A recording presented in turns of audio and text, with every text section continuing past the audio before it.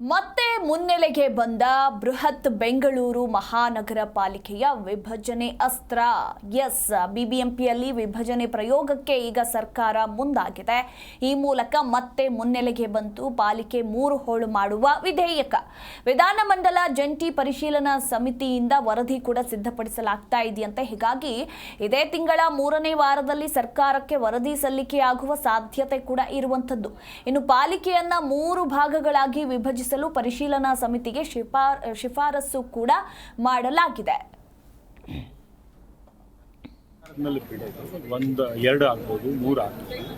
ಸರ್ಕಾರದಲ್ಲಿ ಮಾಡಕ್ಕೆ ಅವಕಾಶ ಇರ್ತಕ್ಕಂಥ ಕಾನೂನು ಕೊಡ್ತಕ್ಕಂಥದ್ದು ನಮ್ಮ ಪರಿಮಿತಿ. ಈಗ ವಿಭಜನೆ ಬೇಡ ಅನ್ನೋ ಅಭಿಪ್ರಾಯಗಳು ಇದೆ, ಕೆಲವ್ರದ್ದು ಇದೆ. ಭಾಳಷ್ಟು ಜನ ಬೇಕು ಸ್ಮಾಲರ್ ಕಾರ್ಪೊರೇಷನ್ಸ್ ಅಂತ, ಕೆಲವ್ರಿಗೆ ಬೇಡ ಅಂತಲೂ ಕೇಳಿದೆ. ಅದೆಲ್ಲ ಸಂಗ್ರಹಿಸಿ ಪರಿಶೀಲಿಸಿ ನಾವು ನಮ್ಮ ವರದಿಯನ್ನು ಕೊಡ್ತೀವಿ. BS ಪಾಟೀಲ್ ಸಮಿತಿಯನ್ನು ಶಿಫಾರಸು ಮಾಡಿದೆ, ಅದನ್ನೇ ನೀವು ಅಂಗೀಕರಿಸ್ತೀರಾ ಅಥವಾ ಅದನ್ನೇ? ಇಲ್ಲ, ಅದರಲ್ಲೂ ಕೂಡ ಭಾಳಷ್ಟು ಬದಲಾವಣೆ. ಅವ್ರದ್ದು ಒಂದು ಪ್ರಪೋಸಲ್ ಇತ್ತು, ತದನಂತರ ಅದು ಅಸೆಂಬ್ಲಿಗೆ ಯಾವಾಗ ಬಿಲ್ ಪ್ರೆಸೆಂಟ್ ಆಯಿತು, ಆಮೇಲೆ ಆ ಬಿಲ್ಲಿನ ಸ್ವರೂಪ ಚೇಂಜ್ ಆಗಬೇಕು ಅಂತ ಬೇರೆ ಬೇರೆ ಪಕ್ಷದ ಶಾಸಕರು ಹೇಳಿದಾಗ ಒಂದು ಸದನ ಸಮಿತಿ ರಚನೆ ಆಗಿದೆ. ನಾನು ಆ ಸಮಿತಿಯಲ್ಲಿ ಇದ್ದು ನಾವು ಇದು ಪರಿಶೀಲನೆ ಮಾಡ್ತೀವಿ. ಈಗ ನಾವು ನಮ್ಮ ವರದಿಯನ್ನು ಕೊಟ್ಟಾಗ ಸ್ಪೀಕರ್ ಅವರಿಗೆ ಸರ್ಕಾರ ಒಂದು ತೀರ್ಮಾನ ಮಾಡಿ ಮತ್ತೆ ಬಿಲ್ ಪ್ರೆಸೆಂಟ್ ಮಾಡಿ ಸರ್ಕಾರದ ಮೇಲೆ ಬಿಡೋದು. 2 ಆಗ್ಬೋದು, 3 ಆಗ್ಬೋದು. ಸರ್ಕಾರದಲ್ಲಿ ಜಿ ಕನ್ನಡ ನ್ಯೂಸ್ ಈಗ ನಿಮ್ಮ ಮನೆಯಲ್ಲೇ ನೋಡಿ. ಎಲ್ಲ ಕೇಬಲ್ಗಳಲ್ಲಿ ಈಗ ಲಭ್ಯ.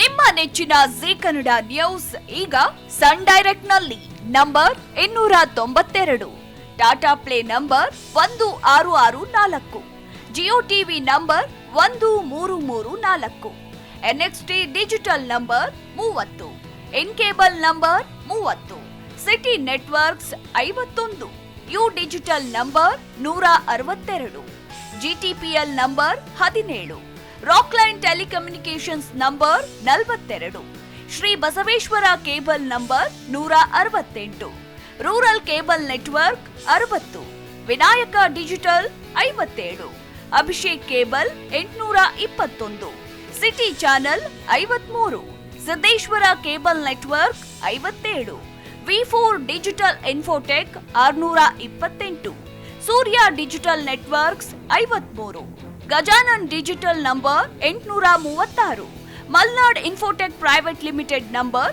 56, Metrocast number 830, Victory digital number 167ರಲ್ಲಿ ನೋಡಿ ಆನಂದಿಸಿ.